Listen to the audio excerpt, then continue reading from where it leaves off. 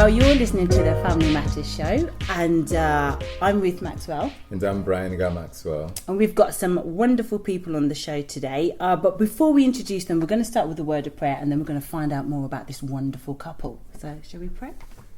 Yes, Father God, thank you for another opportunity just to share with another couple who will introduce themselves in a minute. And Father, we just pray that even as we share and talk, that we may all grow and that somebody may be blessed because, Father, family matters. Hear our prayer in Jesus' name. Amen. Amen.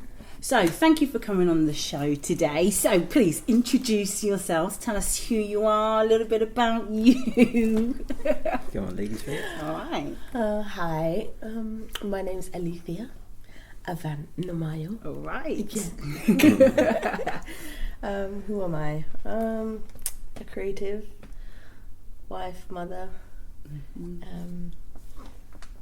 cool chick. Yep.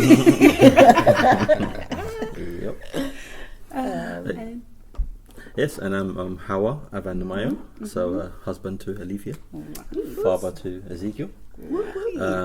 So who am I? Husband to Alethea, father to Ezekiel. So I think what we want to know, we want to start right at the beginning, right?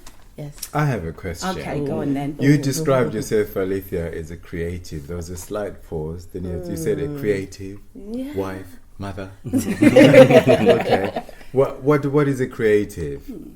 Well, there's so many things that encompass what I enjoy doing. So that seems to be the one word that I can use to describe all of it. I like anything to do with the arts. I say anything, although I don't enjoy museums.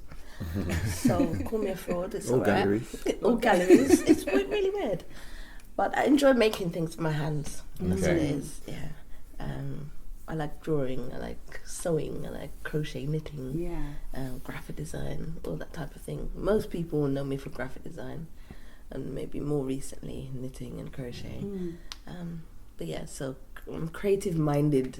Okay. I like to Like to make things. Yes, I like making.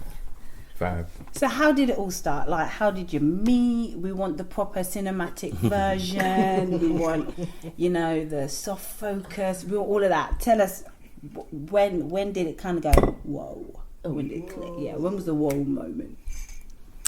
It was, I guess our journey's been stages, right? Yeah. So we first met, I think I would say 2001. See, you're good at the dates. Yeah, They go up. it was summer 2001. So it was at South England Conference camp meeting. Okay, and just for those that are not Seventh-day Adventists, Yes. what is the South England Conference and Yeah. what is the camp meeting? Sure. So the South England Conference is the conference of the Seventh-day Adventist Church for the south of England. So the administrative entity that manages the church in the south of England for the Seventh-day Adventist Church. And camp meeting is, I suppose, the annual gathering of the church members, almost sort of like a spiritual retreat for the membership. So that's essentially where we met. So one reason to keep camp meeting going. Right. That's right. But hey, Well, I think that was probably was that the second or the first camp meeting? I think that was the second. Yeah, that was the second time I went to camp meeting. So at that point, actually, I wasn't a Seventh-day Adventist. Were you not? No. So how do you end up at camp?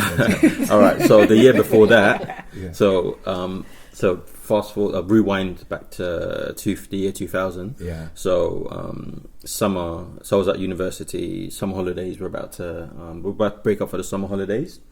So one of my good friends called me up and he said, "Hey, do you want to come to this holiday thing this in Wales?" I said, "Oh, yeah." But I thought, because I don't know if you know, but at the point there was something called the Choice FM Weekender, which used to happen in Pontins in Wales. So this was a weekend where you go out partying and raving and all that. So I just assumed that's what it was, because the way he sold it, you go to this campsite in Wales. Oh yeah, sounds like Choice FM Weekender. So I said, oh fantastic, let me go to this. And then I turned up and I was at camp meeting 2000. But it was really so much fun because that year there were just so many young people. So I would have been 19 at the time. and there were so many young people our age. Just met lots of people from all over the country. You know, from London, Birmingham. Well, not so much Birmingham, London, Milton Keynes, wherever, all over the place. And yeah, so it was just a chance to, you know, meet people. Obviously, spend time with my friends as well. And that was really my first connection with the Adventist Church.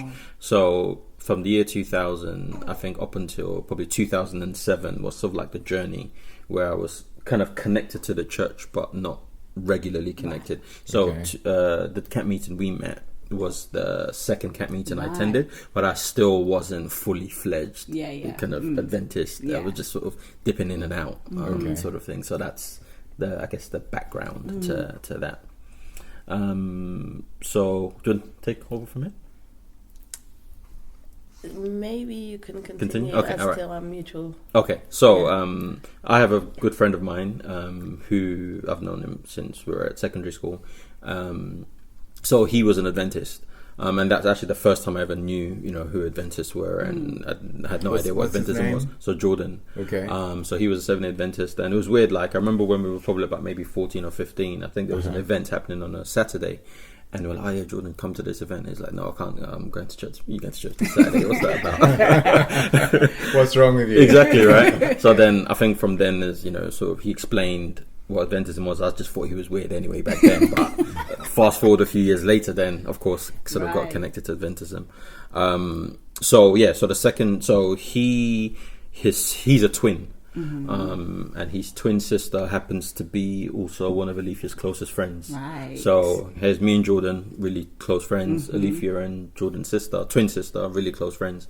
So his sister organised all of the chalets to attend camp meeting that year. Okay.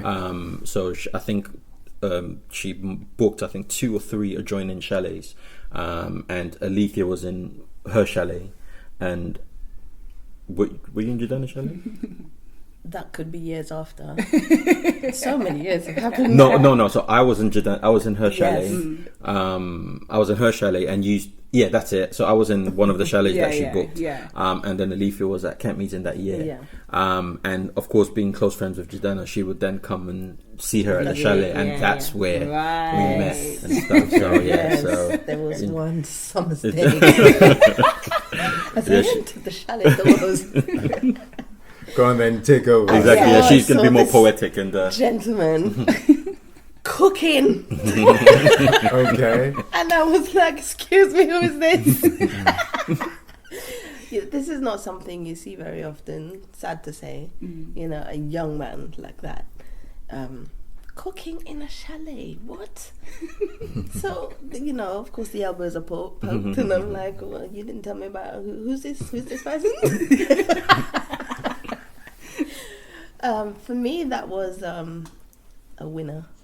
Okay, just the fact that he was cooking. Literally, just seeing him there cooking was like, yes, God, find me like one like this. I can't remember what I was making. Probably tuna and sweet corn or something. Probably. Whatever it was. I know, right? That's it. But we got introduced, and I noticed from very first conversation, I had very good conversation. I felt very relaxed around him. Okay. And it wasn't sort of the usual trying to chirps nonsense. You know, just very intelligent. Okay. You know, made me laugh. Yeah. It's important. Yes, it's very important. And I think we kind of just built up a rapport from then. Whenever we'd see each other, we'd say hi, and we would always have a good conversation.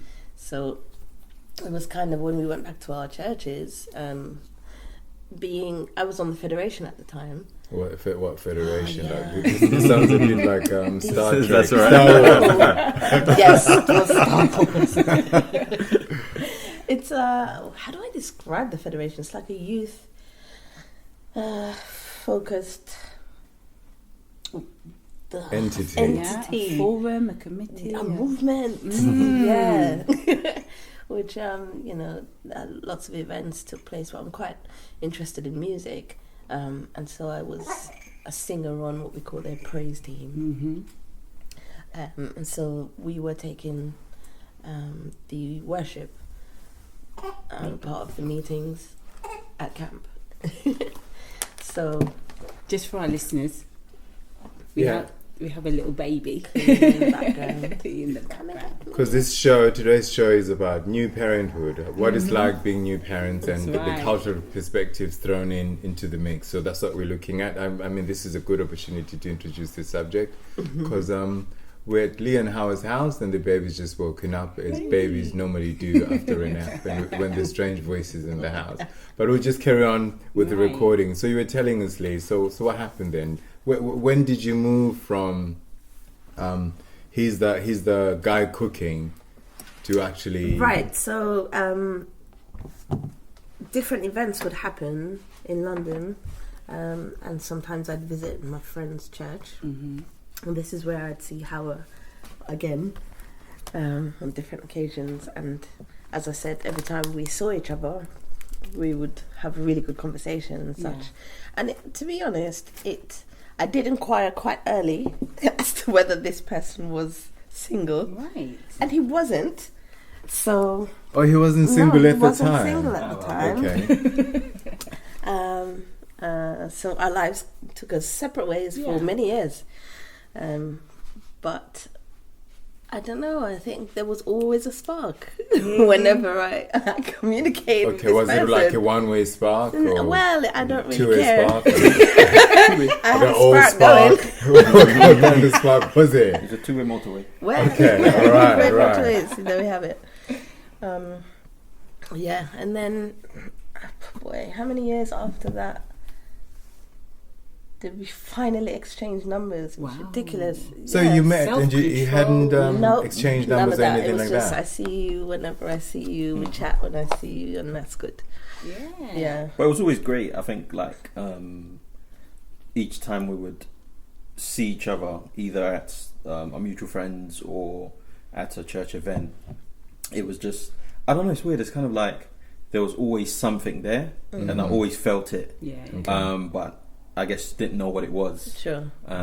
It's just one of those things you think, okay, I really get on with this person.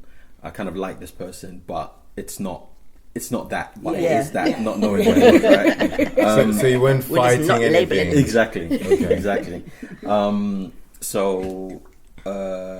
Yeah, when was it? It was probably 2008. So that's 7 years later.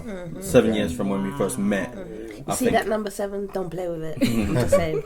yeah, 7 years after, I think is probably when we did, because so in between that period, so studying university, being in a relationship at university, that relationship ending, and then I probably had maybe like 2 years of just it's time to just chill and breathe and sort of just career and all of those sorts of things, and then we were at this mutual friend's house again, and I think we must have spent the whole day there, and I think that was really just the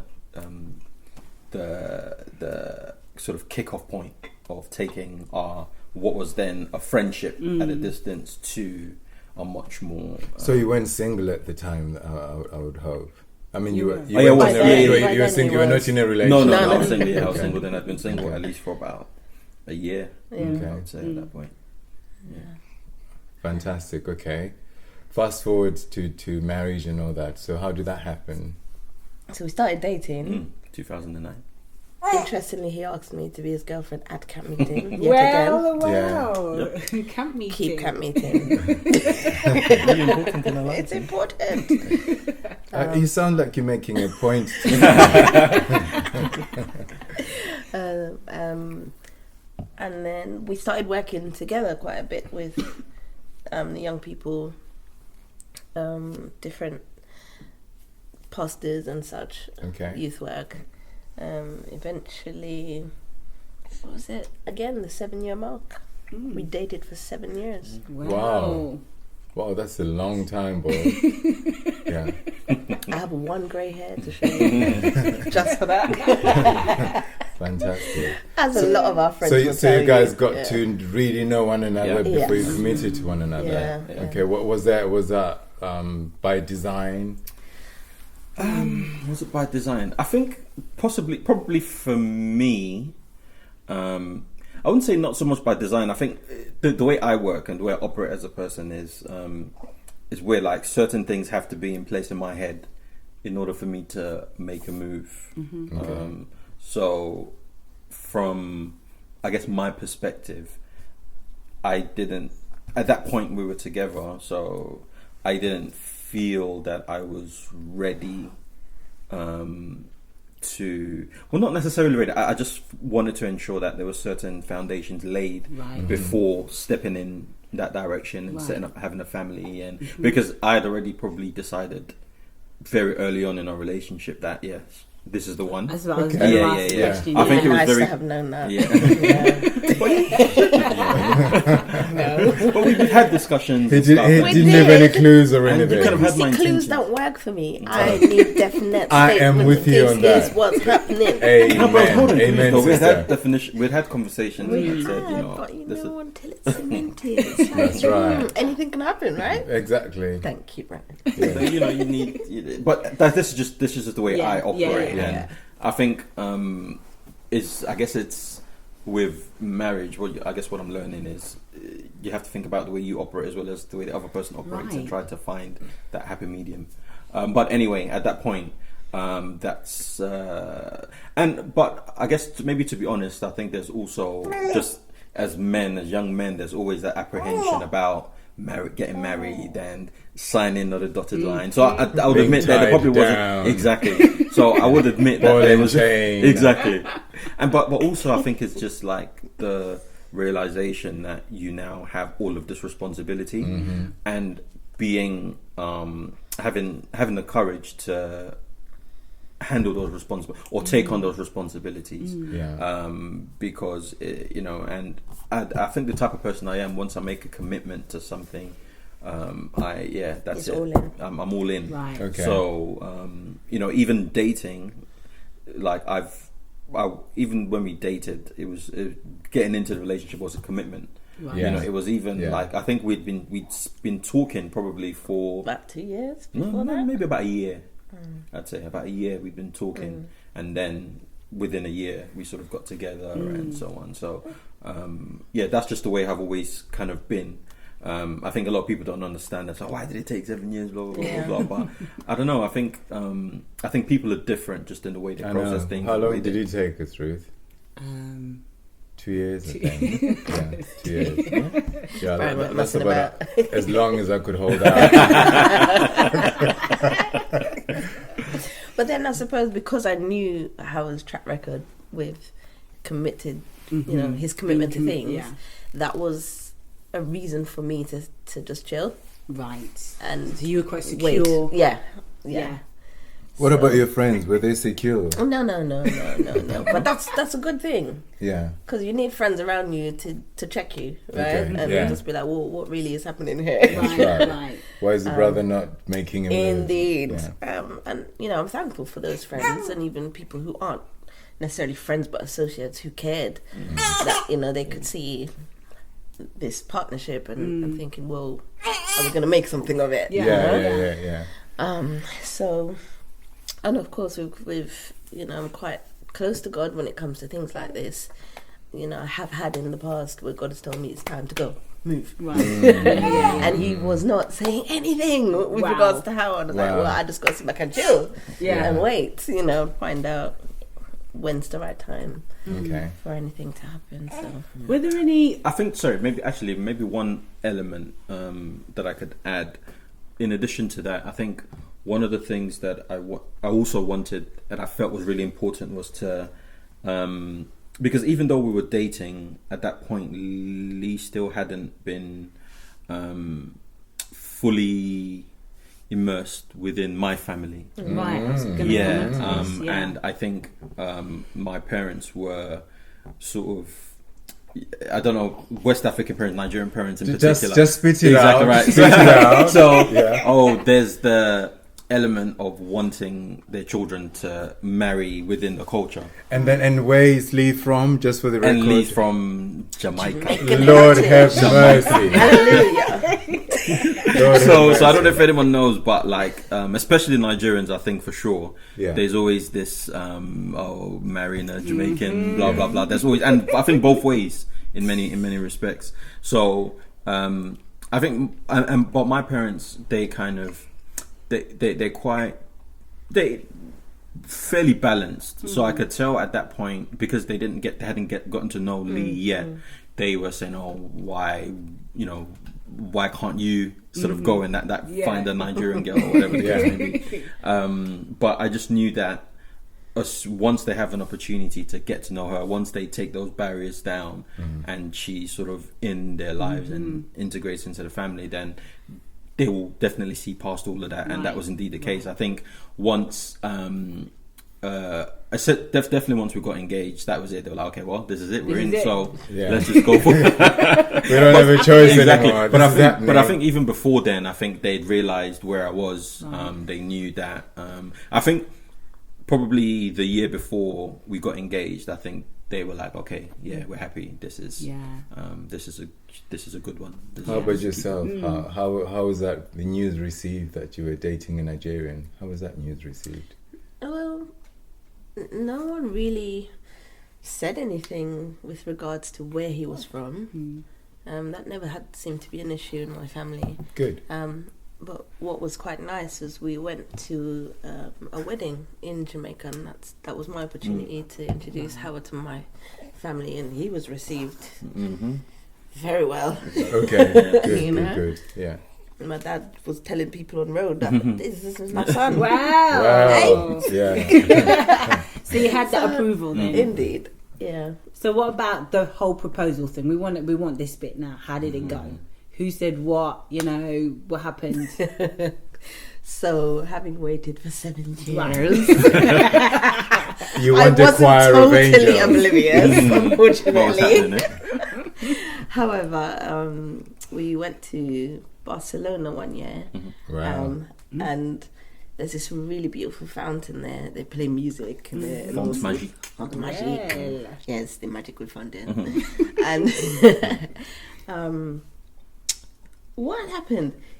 Actually, Howa said, "Let's call my friends and tell them where we are, what we're doing." So we got them on the phone, and I said, "Yes, this is where Howa should have proposed, but he didn't." I took one of my guys. So little did I know that he really carried that with him for a long time. Just thinking, Missed opportunity. right? So he took me right back to that spot. Wow. Yeah. But he did well at surprising me, considering I kind of knew. You knew that trip was for the proposal, I right? knew that trip was a proposal trip. However, what he did was he arranged a photo shoot. Wow. Which I thought was going to be in a studio. Okay. Mind you. And it was all about, well, what are you going to wear? And they said, we can't wear this and we can't wear that and we've got to do this. It's like, all right. So we got all of our stuff sorted, and it was just hilarious how the devil really tries to intervene in something. It was stuff like the PayPal connection wasn't working, so we had to use my account to pay the photographer and all this madness. Anyway, I was trying to do all of this discreetly. Right. When did I tell you about the photo shoot? Was it the day before? Day before. Yeah. So we'd already been in Barcelona. Right. And he says, "Oh, we're going to do a photo shoot tomorrow." Right. And I was thinking, okay, is he just throwing me off the scent, or is this, just something he's come up with?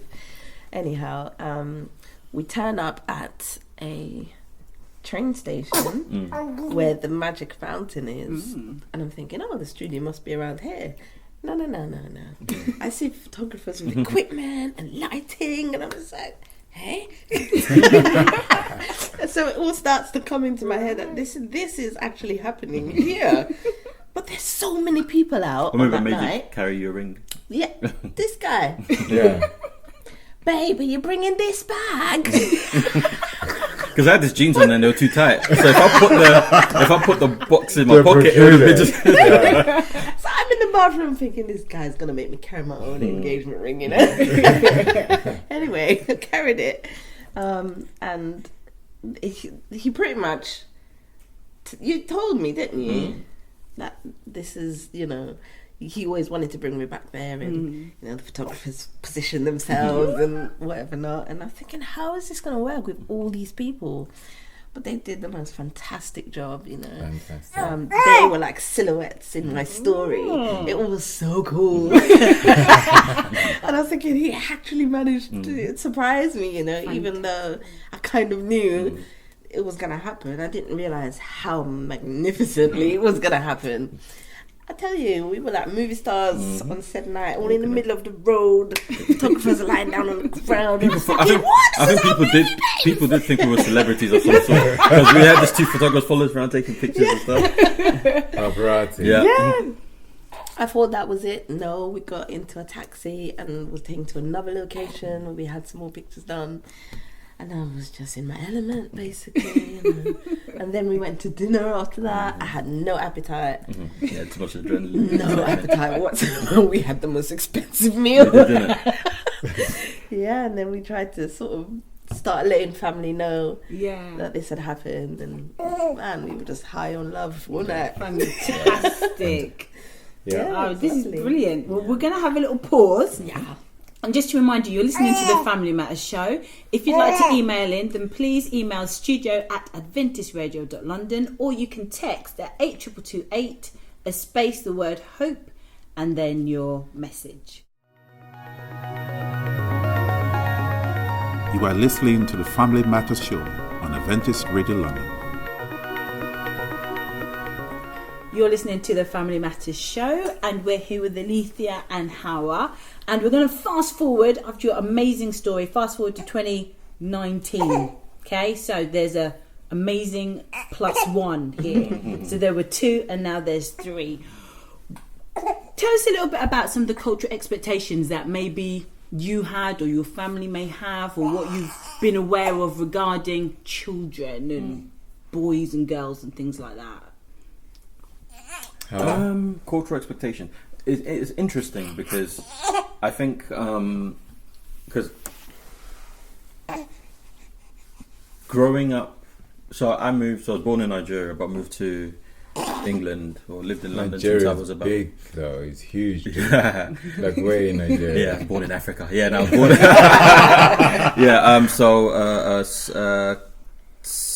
City called, or a state called Edo State, which is in the my geography, which is in the southeastern part of Nigeria. Yeah. And then a city called Benin City. Okay.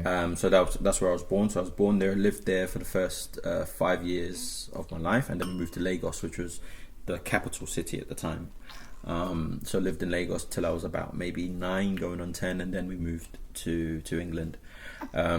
So like growing up, I guess most of my formative life in the UK as an adult, I guess my cultural identity is definitely a mixture of, by virtue of just being in the UK and being exposed to so many different cultures and so many different groups of people, but still at the core recognizing, well, my very core, still identifying as a Nigerian, but having not lived in that environment and having not lived in that environment for so long, I guess my understanding of the culture and certain elements of the culture weren't as fully developed as I thought. Right.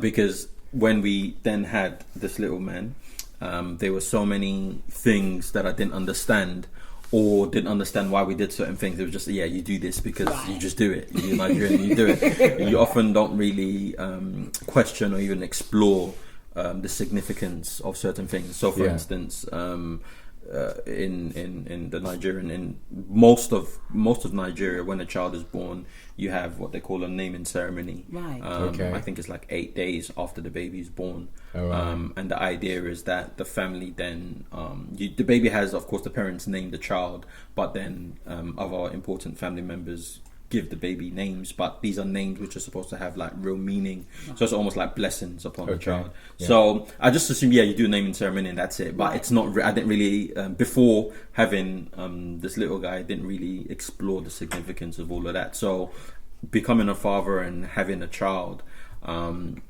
a child, starting to have a better understanding of your own culture. Exactly, absolutely, because your different things are springing up and think, okay, why do we do this? Why don't we do this?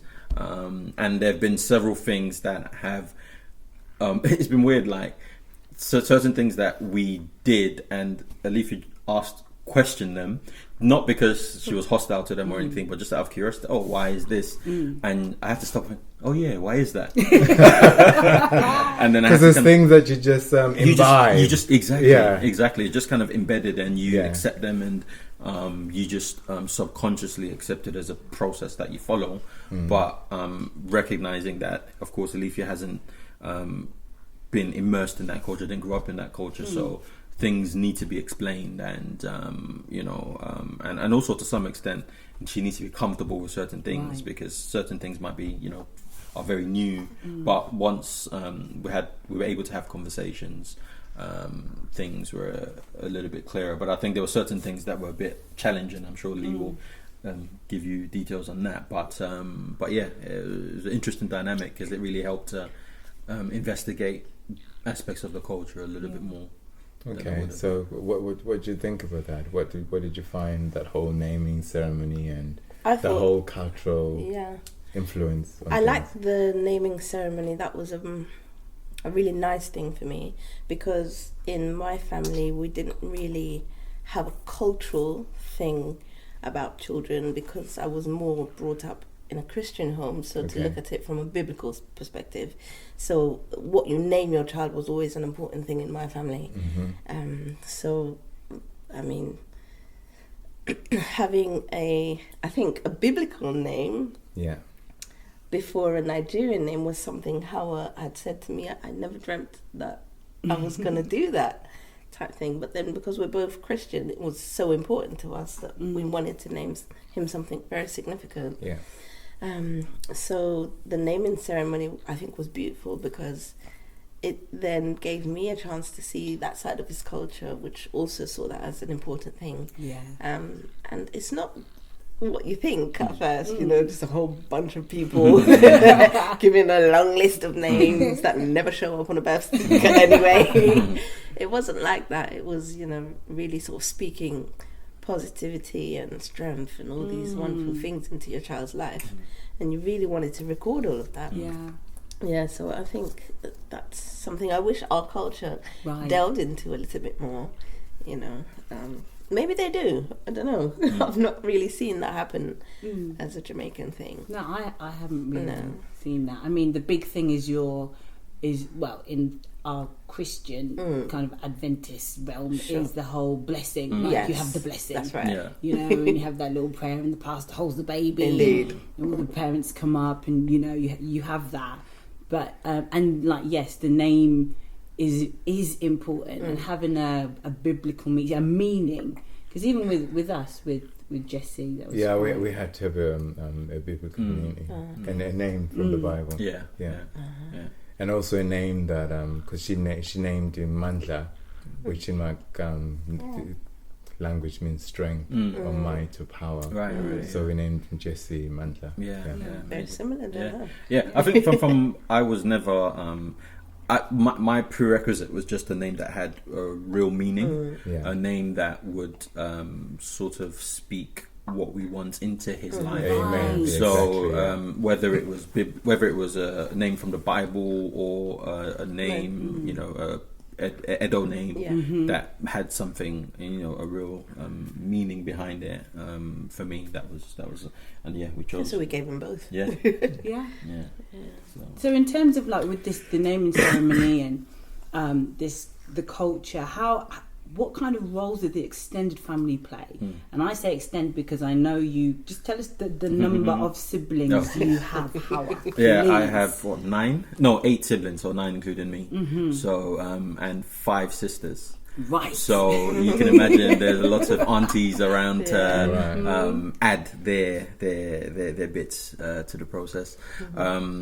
So with the naming ceremony, as I understand it, the tradition is that the eldest male from the the eldest male from the father's family essentially will preside over the Proceedings. the proceedings. Right. So it actually wasn't even my dad; it was my dad's oldest brother Wow. who came Wow. over from Germany. Wow. So that's the main reason. Wow, he it's a came. big deal. It's man. it's a big deal, absolutely. So he's the oldest member of the family. So he was there, and it's funny because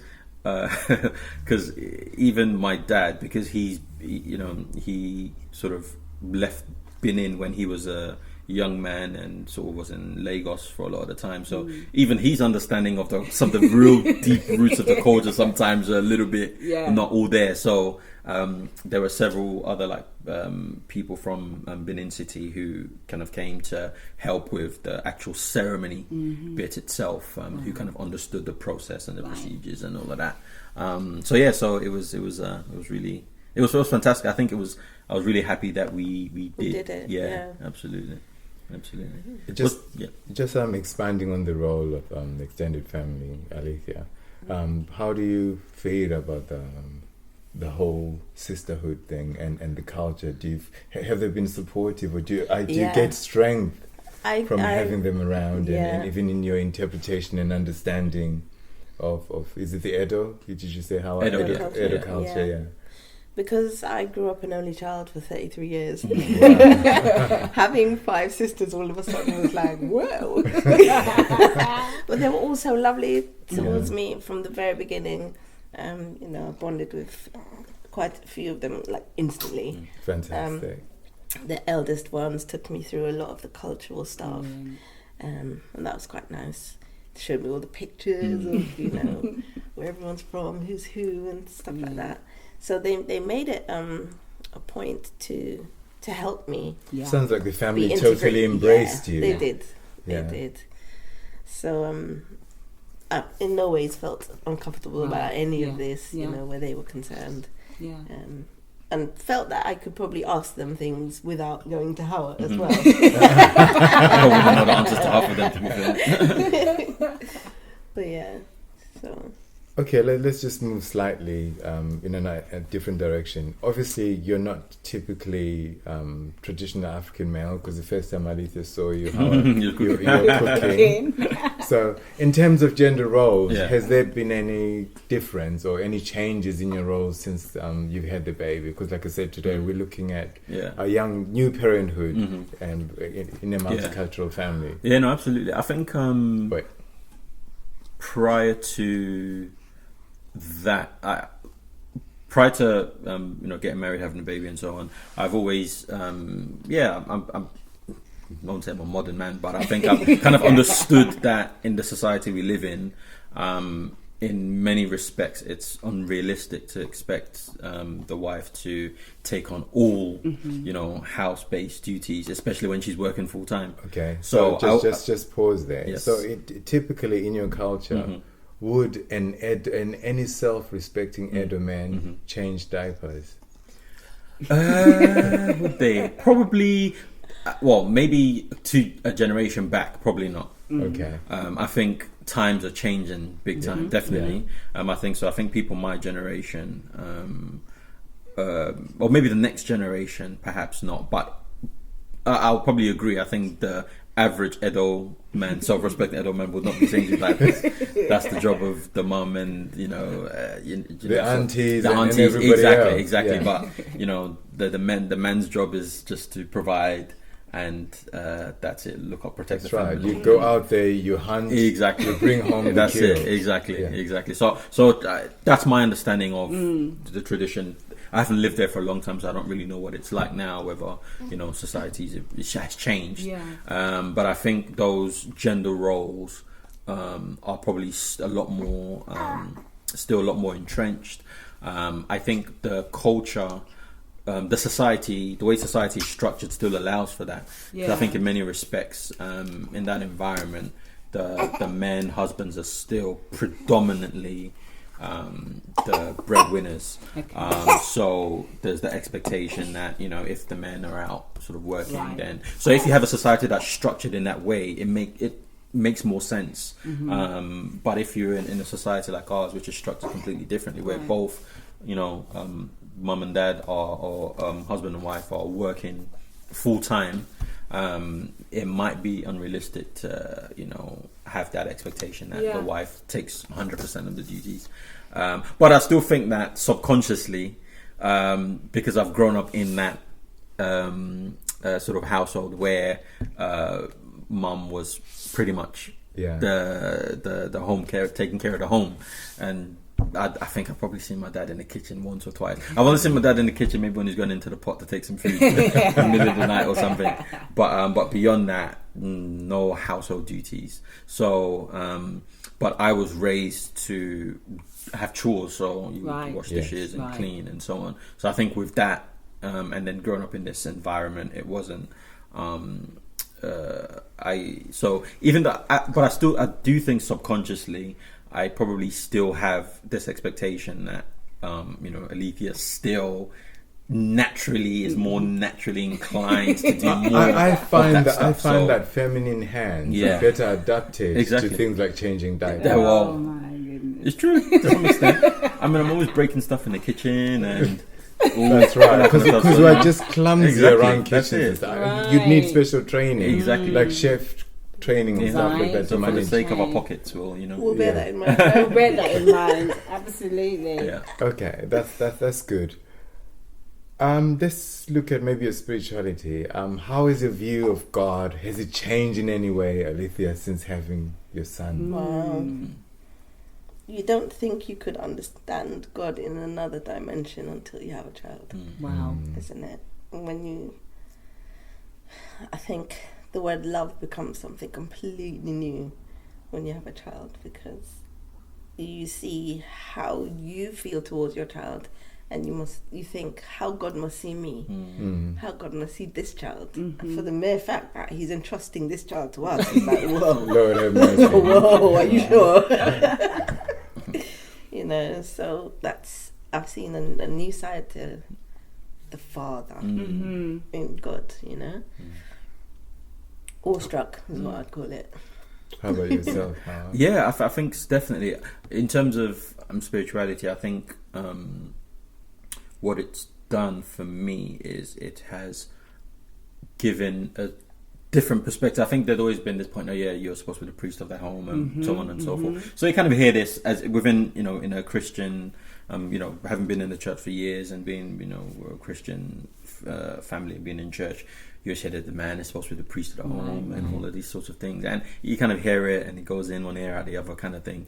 But having a child, even after getting married, it still wasn't, you had a priest and a priestess. Yeah, exactly. But I think now with this little one, it's something that's definitely arrested my attention in terms of recognizing that there's that responsibility now to not only look at my spirituality, which had been more self-absorbing, so it was all about me and God. Okay. But now, because it was me and God, because Alethea is an adult and she can be her and God. Right. But now we have this one. Right. So we have to have that partnership to be able to have us and God, because our life has to be that example, and we have to raise him, as the word says, in the ways of the Lord. And I think I'm still trying to get there, and I think sometimes I'm sort of down on myself because I fall short, when I'm supposed to have family worship time, not doing it as regular as I can because of XYZ. But I think that thought is constantly there, and I think it's something that will be there constantly because it's such a important part of our life. But I think for me that's perhaps been the most, and also just for the first time in my life feeling completely and utterly powerless. Right. Yeah. When during labor, because literally you're literally at the mercy of you're literally in God's hands and in the hands of the medics, because there's nothing I can do, no amount of rubbing her back and trying to massage her back is going to help, because But that was enough. but really truly letting go. And that was very difficult for me because I'm someone who worries about everything, tries to control everything. And I got to a point where I was just so anxious waiting for him to be born that I just thought to myself, this is just going to drive myself insane. I have to kind of just be still and try to, just let it go. So I think that was also another very interesting and something that really stayed with me in terms of being able to let go and just let God take control of the situation. Wow. Looking back from like at your childhood, how you were brought up, techniques that your parents used or experiences that you had, what would you want to instill into this little one, like in your parenthood now, and as you're bringing him up? What are some of the things that you like that really benefited me, or that was really good? I want to make sure that we do this. Are there any kind of things that you really want to make sure you did? Resilience. Okay, that's a big thing. Expand. Because I was brought up having a blood disorder, not being the healthiest of children all the time, but still being allowed to take part in things that the normal child, could take part in. So I was sheltered quite a bit just to make sure I was always well. But then I was allowed to experience... To give you balance, isn't it? Those times when you don't have as much. Well, there is no hot water today. You're going to have a bath in cold water. And what you're going to do about it? How will you stay well? And, all that stuff. So camp from a very early age at Pathfinders, very similar to the... what would you call it? Girl Guides. Girl Guides. Yeah. I did Girl Guides as well at school. Right. Yes, I was a pixie, I was a brownie, and it was all of it. But it taught me those skills outside of home. Okay. How to socialize and get on with everybody, and how to be a leader, and how to make sure you can look after yourself while still having fun. Right. So so we're going to send you to camp. But I learned how to build a fire. I learned how to swim in a river. Come on. All that type of stuff. I mean, that's great for the environment I was in because I, was brought up in Jamaica. In the River Thames. No, I'm not going in the Thames. But, I want him to get out there and find his way and, see what he likes and make sure that he can cope if there's no light, right? There's no electricity. Right. Is there anything you do different? I think from my perspective, definitely had a great childhood. Parents did the best that they could. But one area where I definitely know that has kind of hampered me a bit, just in terms of your ability to communicate emotions. Right. Okay. Yeah. Because you exactly right. So I never really doubted growing up. I never doubted I was loved because you could tell from actions. The way you're making sure your parents made sure you had everything you needed. They provided, protected you, and so on and so forth, and spent time. But I'm not sure they knew how to communicate emotional issues. So whether it was just general communication around emotions or discussing issues that were more, emotional issues or challenges the family was facing. That was never cultivated in our home. So it's been very difficult for me as an adult to also express that. And I think that was one of the challenges that we had, early on when we were dating. And are you alright? Exactly. I used to say that a lot. If I wasn't alright, I would let you know. Exactly. So I think just trying to figure out how to make sure that he feels comfortable expressing, and just kind of being able to do that and feel safe in that space and feel comfortable doing it. And we just want to have it to be just not anything special, just a natural part of being, the ability to communicate how you're feeling effectively. I remember I was listening to a podcast a little while back, and one of the guys, someone asked him a question like, "Why are you so confident? Why do you have so much self belief and self confidence?" And he said one of the reasons why he has self confidence is because his father always made a point to listen to them every day. So the dad would be like, come back from work and, you know, how was your day? And they would discuss the day, you know, what challenges you had, what were the issues, and so on and so forth. All manner of things. And he believes that having that from a very early age, knowing that he could speak to his father about anything, really helped him as an adult and his ability to communicate, you know, in life in general. And I'm hoping that that's the type of household that we will have, that he feels that his voice is valid, right from now when he can't even have words to when he's able to speak. I think that's really important. I guess for I mean, time has flown by. Maybe just a final area. Obviously, it's important that you guys have time for one another. So how are you preserving that intimacy, so that maybe the baby doesn't take over? What if being the Is that possible? being the parents of a toddler ourselves, we had to get somebody to babysit so we could record this show, and actually we know personally it's a challenge to have time for one another, so that intimacy isn't just physical, but you want to have the other kind of intimacy where you can just talk about things that matter. So are you guys making plans or provisions for that? I don't think we consciously are doing A, B, C, D. It's sort of evolving as we go, isn't it? But I think we're making some efforts around, let's start eating together again.